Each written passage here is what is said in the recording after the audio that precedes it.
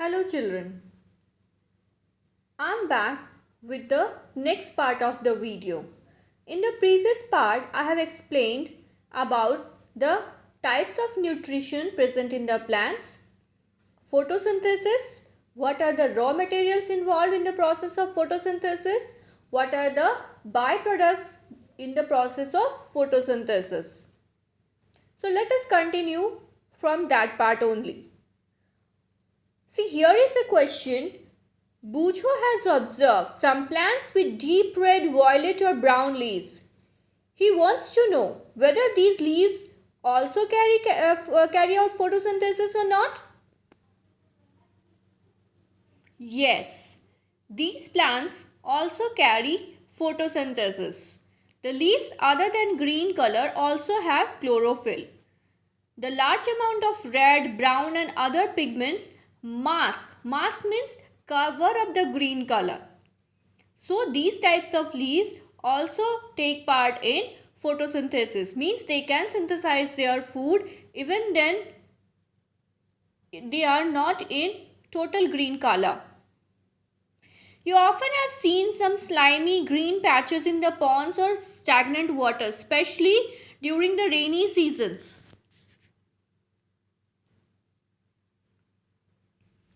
What these green patches are? These green patches are generally formed by the growth of organisms called algae. Algae are the microscopic organisms. These are kind of plants. These are green in color. It means they possess chlorophyll. And since they possess chlorophyll, algae are able to do photosynthesis. They can prepare their own food. So, in the previous part, we have learned that along with the help of the simple inorganic materials, the plant synthesizes its food in the form of carbohydrates. But you know children, only carbohydrate is not necessary for proper growth and development of the plant. So, plants need to synthesize the other nutrients like proteins, nitrogen, etc. also for their proper growth and development.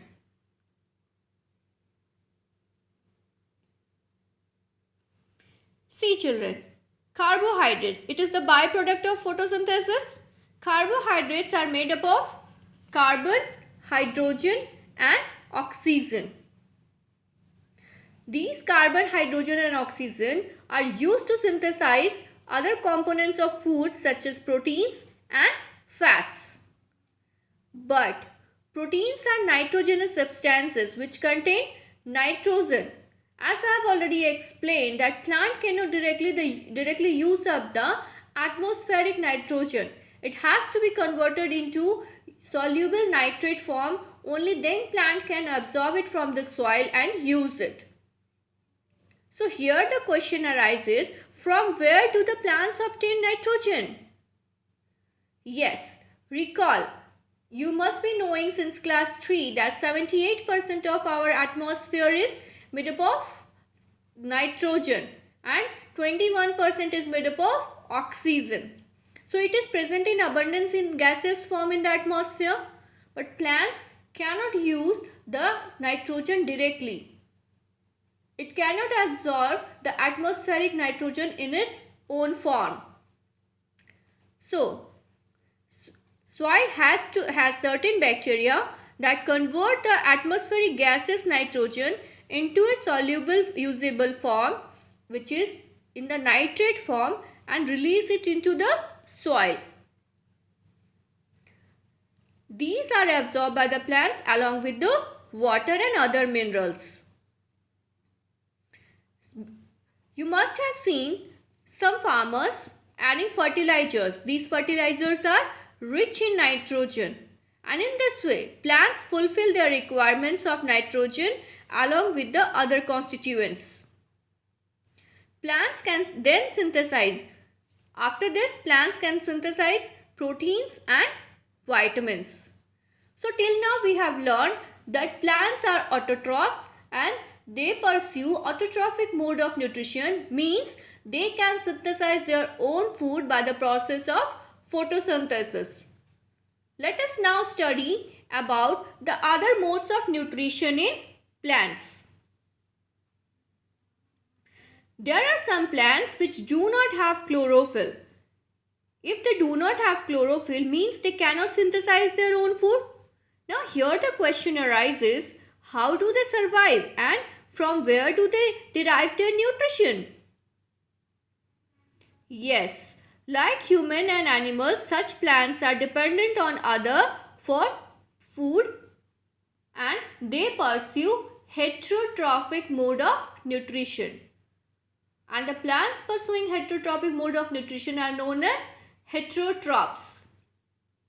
For example, let me show you a picture. Are you able to see a wiry yellow structure growing on the plant? This wiry yellow structure is called cascuta. In Hindi it is called amar bel. This is a plant which do not possess chlorophyll and it cannot synthesize its own food. So it is dependent on the plant on which it is growing for its nourishment.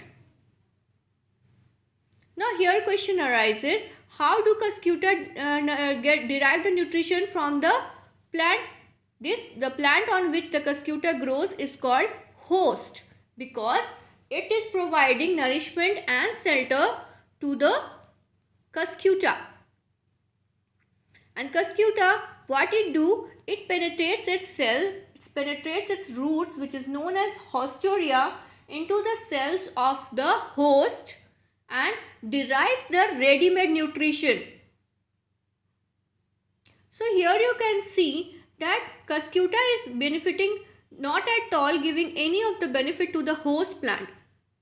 Also, it is depriving the host plant from the nutrients. So, cascuta is a parasite and this mode of nutrition is called parasitic mode of nutrition. Here the question arises, Paheli wants to know whether mosquitoes, bedbugs, lice and leeches that suck our blood are also parasites. Yes, these are also parasites. The mosquitoes, they suck our blood. And what do they give us in return? Only the diseases, malaria, dengue. Do they provide us any kind of benefit? No, not at all. So, malaria, bedbugs, lice and leeches, these all are dependent on the host like the human beings and the animals for their food and they deprive their host of nutrients and therefore these are also known as parasites. Rest will be explained in the next part, student. Thank you.